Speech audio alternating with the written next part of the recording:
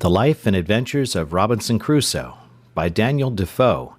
Chapter 16. Rescue of Prisoners from Cannibals.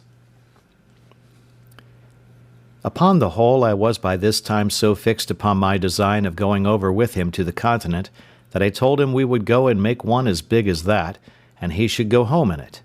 He answered not one word, but looked very grave and sad. I asked him what was the matter with him. He asked me again, "Why you angry mad with Friday? What me done?" I asked him what he meant. I told him I was not angry with him at all. "No angry?" says he, repeating the word several times. "Why send Friday home away to my nation?" "Why," says I, "Friday, did you not say you wished you were there?" "Yes, yes," says he, "wish we both there. No wish Friday there, no master there." In a word, he would not think of going there without me. "I go there Friday," says I. "What shall I do there?" He turned very quick upon me at this. "You do great deal much good," says he. "You teach wild mans be good, sober, tame mans. You tell them know God, pray God, and live new life." "Alas, Friday," says I, "thou knowest not what thou sayest. I am but an ignorant man myself." "Yes, yes," says he, "you teachee me good, you teachee them good." "No, no, Friday," says I, "you shall go without me.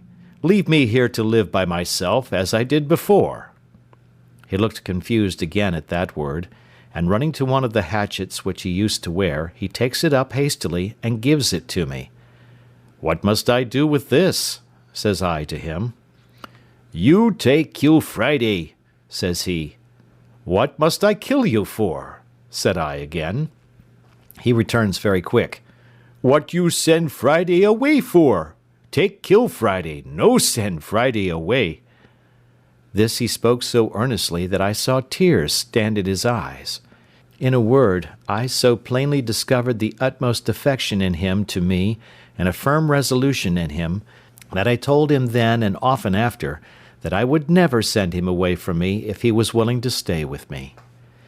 Upon the whole, as I found by all his discourse a settled affection to me, and that nothing could part him from me, so I found all the foundation of his desire to go to his own country was laid in his ardent affection to the people, and his hopes of my doing them good, a thing which, as I had no notion of myself, so I had not the least thought or intention or desire of undertaking it. But still I found a strong inclination to attempting my escape, founded on the supposition gathered from the discourse that there were 17 bearded men there, and therefore, without any more delay, I went to work with Friday to find out a great tree proper to fell, and make a large periagua, or canoe, to undertake the voyage. There were trees enough in the island to have built a little fleet, not of periaguas or canoes, but even of good large vessels, but the main thing I looked at was, to get one so near the water that we might launch it when it was made, to avoid the mistake I committed at first. At last Friday pitched upon a tree, for I found he knew much better than I what kind of wood was fittest for it, nor can I tell to this day what wood to call the tree we cut down, except that it was very like the tree we call fustick, or between that and the Nicaragua wood, for it was much of the same color and smell. Friday wished to burn the hollow or cavity of this tree out, to make it for a boat, but I showed him how to cut it with tools, which, after I had showed him how to use, he did very handily, and in about a month's hard labor we finished it and made it very handsome, especially when, with our axes, which I showed him how to handle, we cut and hewed the outside into the true shape of a boat. After this, however, it cost us near a fortnight's time to get her along, as it were inch by inch, upon great rollers, into the water, but when she was in, she would have carried 20 men with great ease. When she was in the water, though she was so big, it amazed me to see with what dexterity and how swift my man Friday could manage her, turn her, and paddle her along. So I asked him if he would, and if we might venture over in her. "Yes," he said, "we venture over in her very well, though great blow wind." However, I had a further design that he knew nothing of, and that was to make a mast and a sail, and to fit her with an anchor and cable.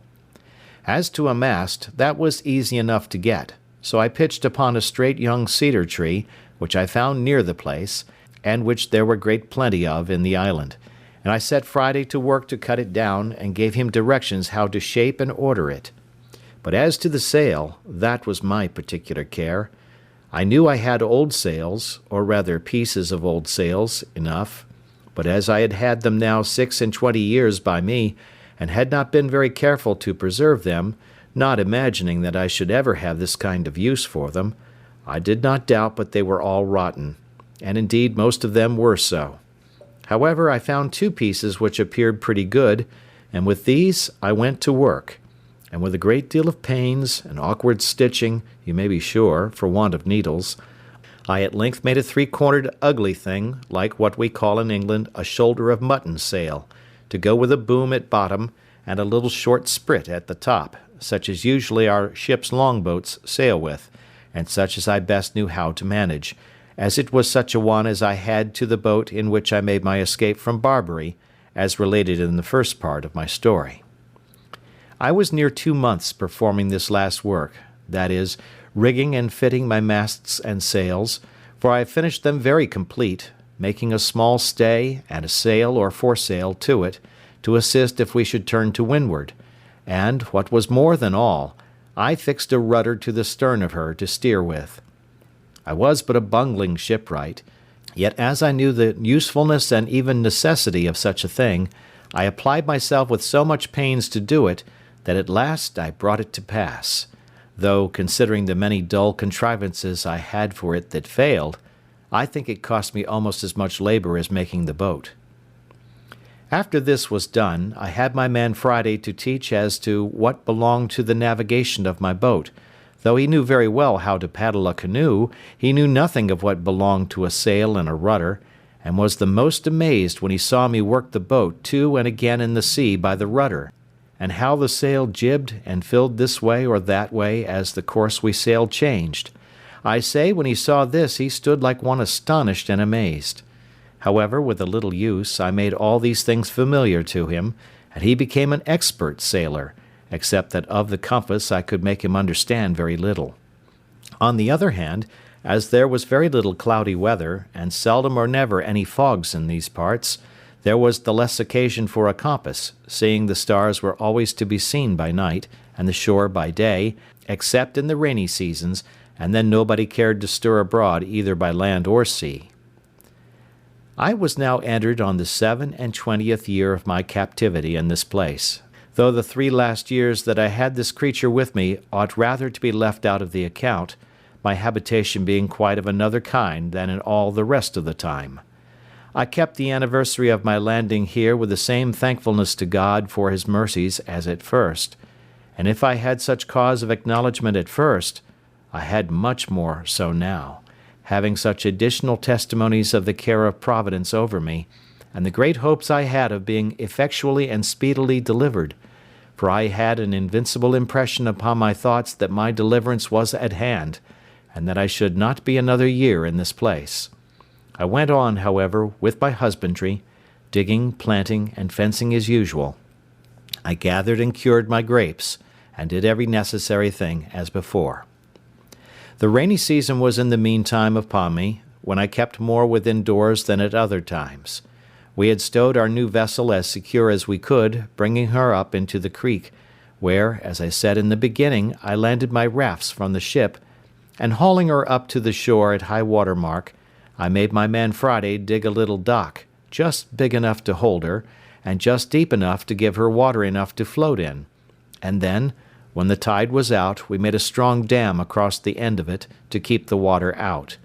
And so she lay, dry as to the tide from the sea, and to keep the rain off we laid a great many boughs of trees, so thick that she was as well thatched as a house, and thus we waited for the months of November and December, in which I designed to make my adventure. When the settled season began to come in, as the thought of my design returned with the fair weather, I was preparing daily for the voyage, and the first thing I did was to lay by a certain quantity of provisions, being the stores for our voyage, and intended in a week or a fortnight's time to open the dock and launch out our boat. I was busy one morning upon something of this kind when I called to Friday and bid him to go to the seashore and see if he could find a turtle or a tortoise, a thing which we generally got once a week, for the sake of the eggs as well as the flesh. Friday had not been long gone when he came running back, and flew over my outer wall or fence like one that felt not the ground or the steps he set his foot on, and before I had time to speak to him he cries out to me, "O master! O master! O sorrow! O bad!" "What's the matter, Friday?" says I. "Oh, yonder there," says he, 1, 2, 3 canoes, 1, 2, 3. By this way of speaking, I concluded there were 6, but on inquiry I found there were but 3. "Well, Friday," says I, "do not be frightened." So I heartened him up as well as I could.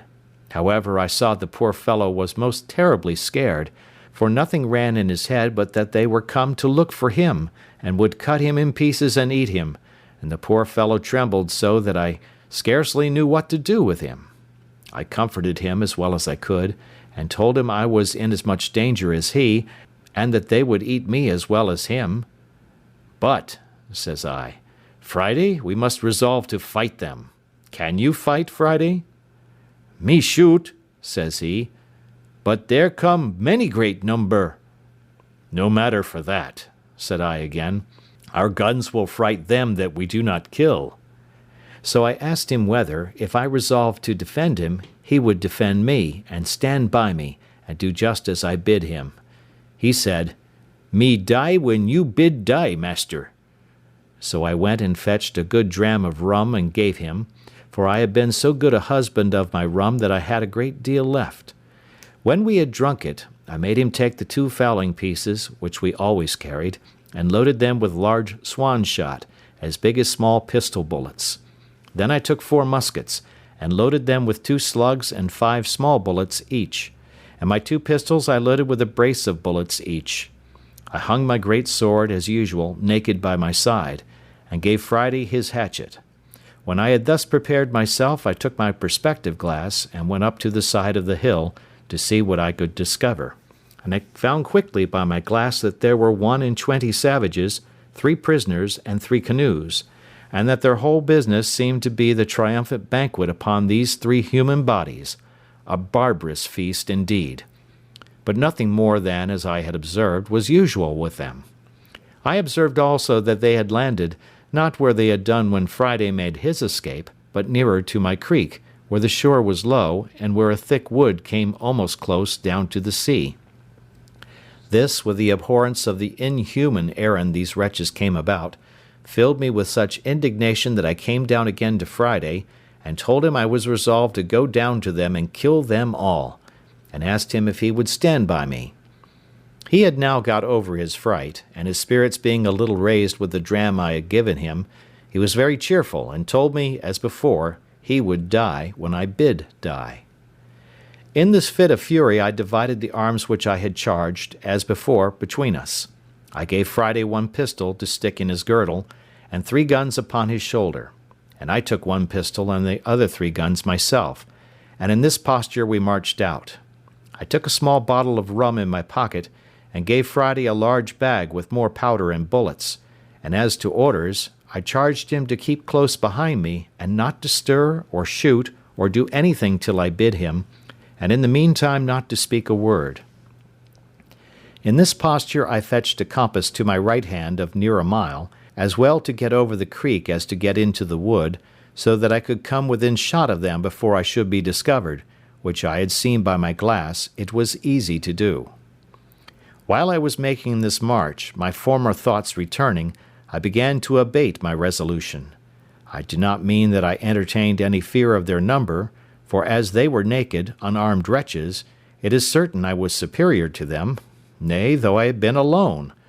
But it occurred to my thoughts what call, what occasion, much less what necessity I was in to go and dip my hands in blood, to attack people who had neither done or intended me any wrong, who, as to me, were innocent, and whose barbarous customs were their own disaster, being in them a token, indeed, of God's having left them, with the other nations of that part of the world, to such stupidity and to such inhuman courses, but did not call me to take upon me to be a judge of their actions, much less an executioner of his justice, that whenever he thought fit he would take the cause into his own hands, and by national vengeance punish them as a people for national crimes.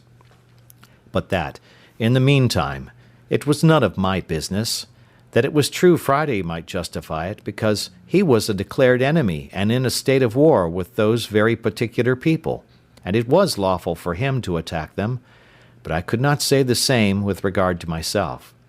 These things were so warmly pressed upon my thoughts all the way as I went, that I resolved I would only go and place myself near them that I might observe their barbarous feast, and that I would act then as God should direct, but that unless something offered that was more a call to me than yet I knew of, I would not meddle with them. With this resolution I entered the wood, and with all possible wariness and silence, Friday following close at my heels, I marched till I came to the skirts of the wood on the side which was next to them, only that one corner of the wood lay between me and them. Here I called softly to Friday, and showing him a great tree which was just at the corner of the wood, I bade him go to the tree, and bring me word if he could see there plainly what they were doing. He did so, and came immediately back to me, and told me they might be plainly viewed there, that they were all about their fire, eating the flesh of one of their prisoners, and that another lay bound upon the sand a little from them, whom he said they would kill next, and this fired the very soul within me. He told me it was not one of their nation, but one of the bearded men he had told me of, that came to their country in the boat.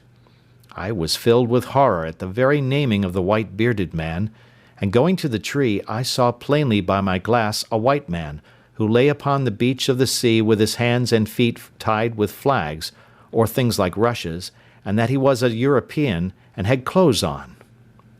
There was another tree and a little thicket beyond it, about 50 yards nearer to them than the place where I was, which, by going a little way about, I saw I might come at undiscovered, and that then I should be within half a shot of them.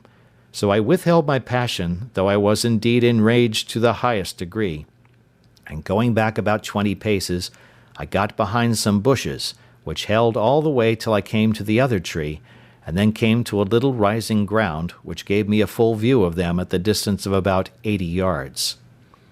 I had now not a moment to lose, for 19 of the dreadful wretches sat upon the ground, all close huddled together, and had just sent the other two to butcher the poor Christian, and to bring him perhaps limb by limb to their fire, and they were stooping down to untie the bands at his feet. I turned to Friday. "Now, Friday," said I, "do as I bid thee." Friday said he would. "Then, Friday," says I, "do exactly as you see me do, fail in nothing." So I set down one of the muskets and the fowling piece upon the ground, and Friday did the like by his, and with the other musket I took my aim at the savages, bidding him to do the like. Then asking him if he was ready, he said, "Yes." "Then fire at them," said I, and at the same moment I fired also.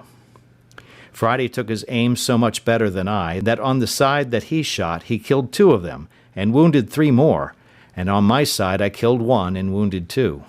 They were, you may be sure, in a dreadful consternation, and all of them that were not hurt jumped upon their feet, but did not immediately know which way to run, or which way to look, for they knew not from whence their destruction came.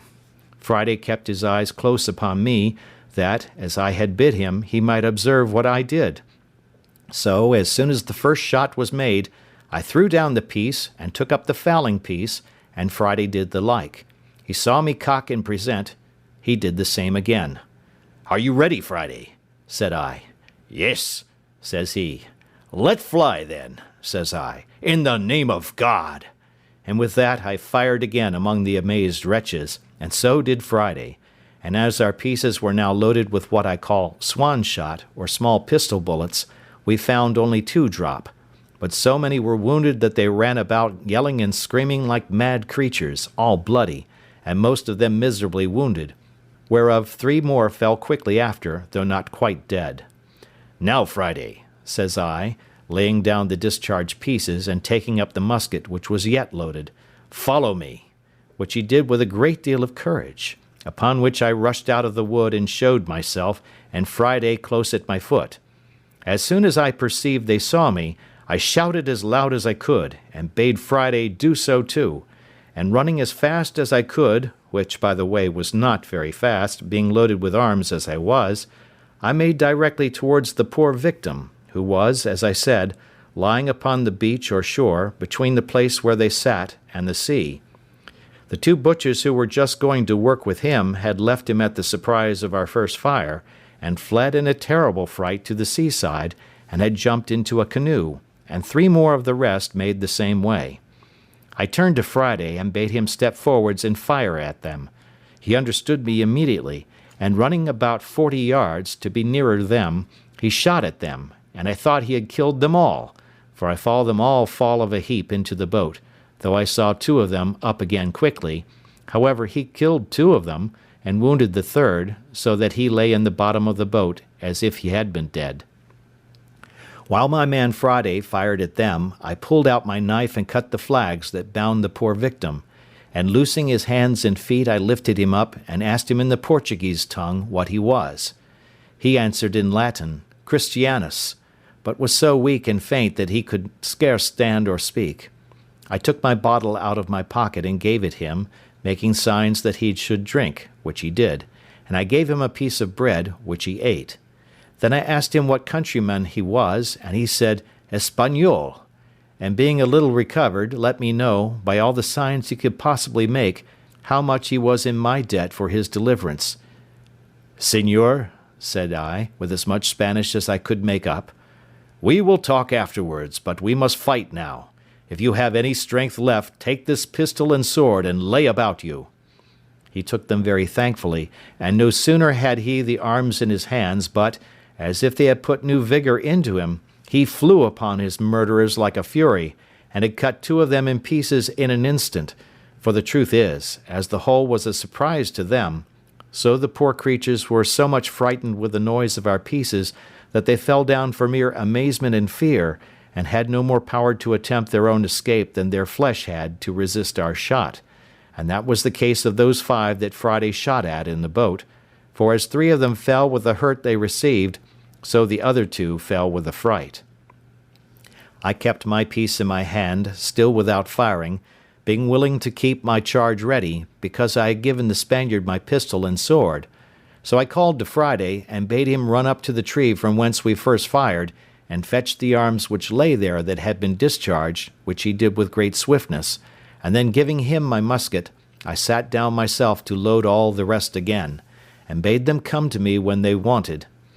While I was loading these pieces, there happened a fierce engagement between the Spaniard and one of the savages, who made at him with one of their great wooden swords, the weapon that was to have killed him before, if I had not prevented it. The Spaniard, who was as bold and brave as could be imagined, though weak, had fought the Indian a good while, and had cut 2 great wounds on his head, but the savage being a stout lusty fellow, closing in with him, had thrown him down, being faint, and was wringing my sword out of his hand, when the Spaniard, though undermost, wisely quitting the sword, drew the pistol from his girdle, shot the savage through the body, and killed him upon the spot, before I, who was running to help him, could come near him. Friday, being now left to his liberty, pursued the flying wretches, with no weapon in his hand but his hatchet, and with that he dispatched those 3, who, as I said before, were wounded at first, and fallen, and all the rest he could come up with. And the Spaniard coming to me for a gun, I gave him one of the fowling pieces, with which he pursued 2 of the savages, and wounded them both. But as he was not able to run, they both got from him into the wood, where Friday pursued them, and killed one of them, but the other was too nimble for him, and though he was wounded, yet had plunged himself into the sea, and swam with all his might off to those 2 who were left in the canoe, which 3 in the canoe, with 1 wounded, that we knew not whether he died or no, were all that escaped our hands of 1 in 20. The account of the whole is as follows: 3 killed at our first shot from the tree, 2 killed at the next shot, 2 killed by Friday in the boat, 2 killed by Friday of those at first wounded, 1 killed by Friday in the wood, 3 killed by the Spaniard, 4 killed, being found dropped here and there, of the wounds, or killed by Friday in his chase of them, 4 escaped in the boat, whereof 1 wounded, if not dead, 21 in all. Those that were in the canoe worked hard to get out of gunshot, and though Friday made 2 or 3 shots at them, I did not find that he hit any of them. Friday would fain have had me take one of their canoes and pursue them, and indeed I was very anxious about their escape, lest, carrying the news home to their people, they should come back perhaps with 200 or 300 of the canoes and devour us by mere multitude. So I consented to pursue them by sea, and running to one of their canoes, I jumped in and bade Friday follow me. But when I was in the canoe, I was surprised to find another poor creature lie there, bound hand and foot, as the Spaniard was, for the slaughter, and almost dead with fear, not knowing what was the matter, for he had not been able to look up over the side of the boat, but he was tied so hard, neck and heels, and had been tied so long that he had really but little life in him.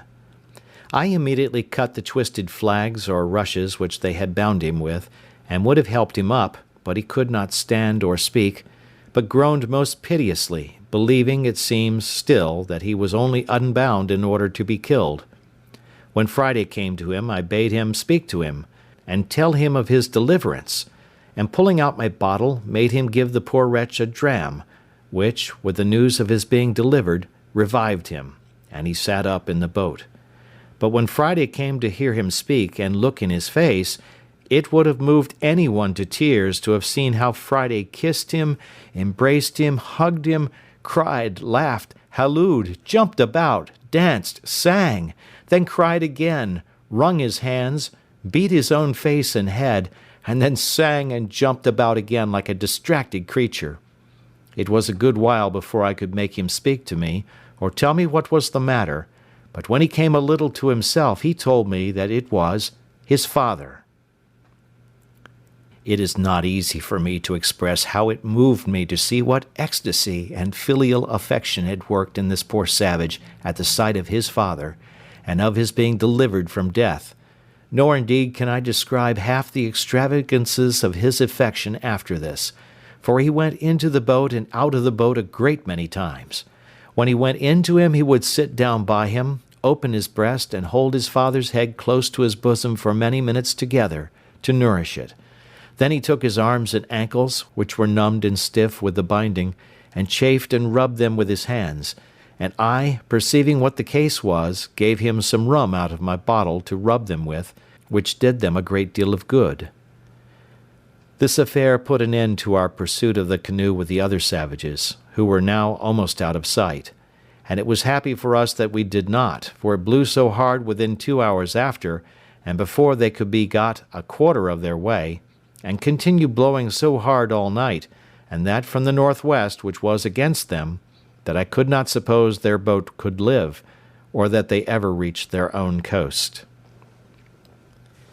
But to return to Friday.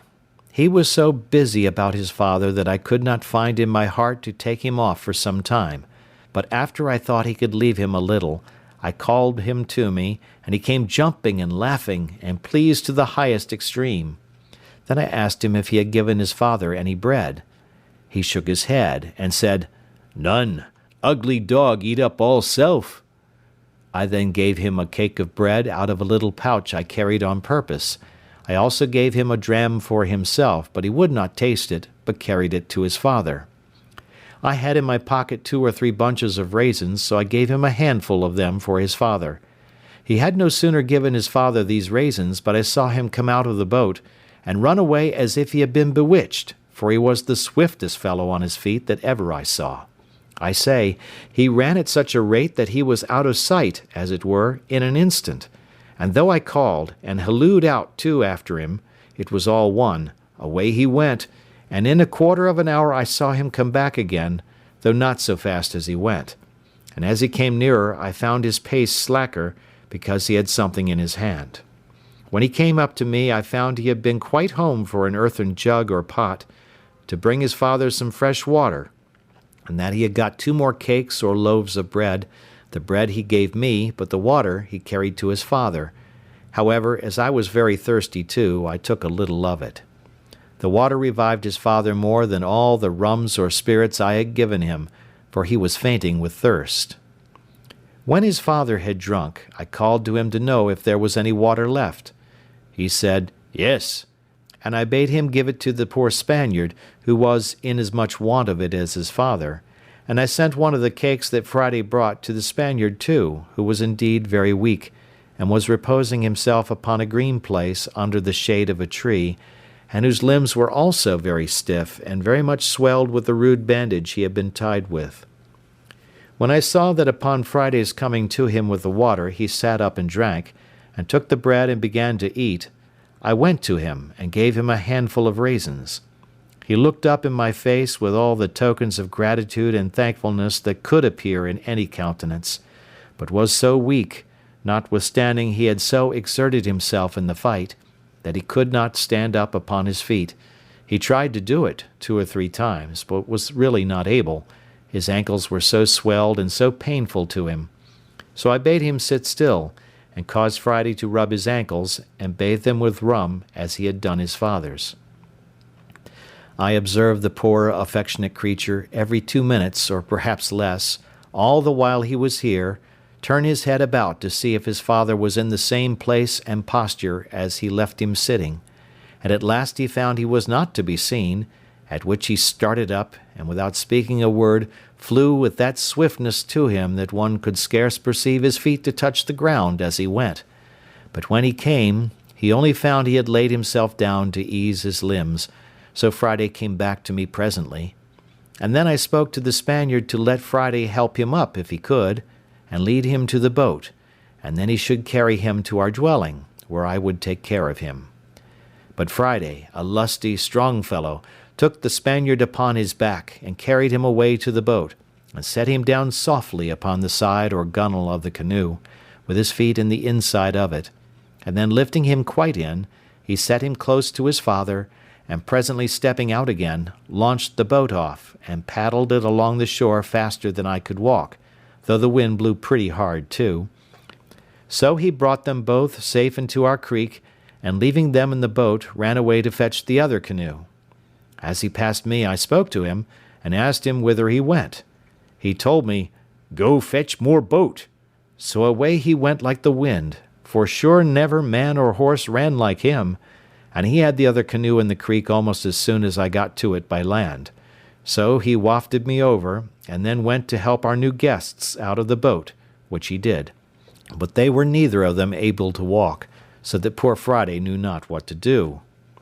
To remedy this, I went to work in my thought, and calling to Friday to bid them sit down on the bank when he came to me, I soon made a kind of hand-barrow to lay them on, and Friday and I carried them both up together upon it between us. But when we got them to the outside of our wall, or fortification, we were at a worse loss than before, for it was impossible to get them over, and I was resolved not to break it down. So I set to work again, and Friday and I, in about 2 hours' time, made a very handsome tent, covered with old sails, and above that with boughs of trees, being in the space without our outward fence, and between that and the grove of young wood which I had planted. And here we made them 2 beds of such things as I had, that is, of good rice straw, with blankets laid upon it to lie on, and another to cover them on each bed. My island was now peopled, and I thought myself very rich in subjects, and it was a merry reflection, which I frequently made, how like a king I looked. First of all, the whole country was my own property, so that I had an undoubted right of dominion. Secondly, my people were perfectly subjected.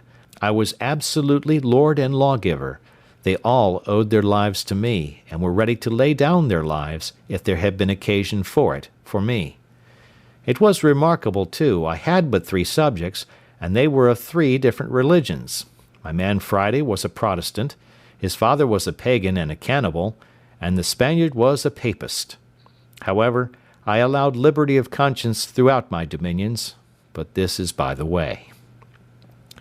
As soon as I had secured my 2 weak, rescued prisoners, and given them shelter, and a place to rest them upon, I began to think of making some provision for them, and the first thing I did, I ordered Friday to take a yearling goat, betwixt a kid and a goat, out of my particular flock, to be killed, when I cut off the hinder quarter, and chopping it into small pieces, I set Friday to work boiling and stewing, and made them a very good dish, I assure you, of flesh and broth. And as I cooked it without doors, for I made no fire within my inner wall, so I carried it all into the new tent, and having set a table there for them, I sat down and ate my own dinner also with them, and, as well as I could, cheered them and encouraged them. Friday was my interpreter, especially to his father, and indeed to the Spaniard too, for the Spaniard spoke the language of the savages pretty well. After we had dined, or rather supped, I ordered Friday to take one of the canoes, and go and fetch our muskets and other firearms, which, for want of time, we had left upon the place of battle, and the next day I ordered him to go and bury the dead bodies of the savages, which lay open to the sun, and would presently be offensive. I also ordered him to bury the horrid remains of their barbarous feast, which I could not think of doing myself. Nay, I could not bear to see them if I went that way, all which he punctually performed, and effaced the very appearance of the savages being there, so that when I went again, I could scarce know where it was, otherwise than by the corner of the wood pointing to the place. I then began to enter into a little conversation with my two new subjects, and first I set Friday to inquire of his father what he thought of the escape of the savages in that canoe, and whether we might expect a return of them, with a power too great for us to resist. His first opinion was, that the savages in the boat never could live out the storm which blew that night they went off, but must of necessity be drowned, or driven south to those other shores, where they were as sure to be devoured as they were to be drowned if they were cast away. But as to what they would do if they came safe on shore, he said he knew not. But it was his opinion that they were so dreadfully frightened with the manner of their being attacked, the noise and the fire, that he believed they would tell the people they were all killed by thunder and lightning, not by the hand of man, and that the two which appeared, that is, Friday and I, were two heavenly spirits or furies come down to destroy them, and not men with weapons. This, he said, he knew, because he heard them all cry out so, in their language, one to another, for it was impossible for them to conceive that a man could dart fire, and speak thunder, and kill at a distance, without lifting up the hand, as was done now. And this old savage was in the right, for as I understood since, by other hands, the savages never attempted to go over to the island afterwards, they were so terrified with the accounts given by those 4 men, for it seems they did escape the sea, that they believed whoever went to that enchanted island would be destroyed with fire from the gods. This, however, I knew not, and therefore was under continual apprehensions for a good while, and kept always upon my guard with all my army, for as there were now 4 of us, I would have ventured upon 100 of them, fairly in the open field, at any time. End of chapter 16.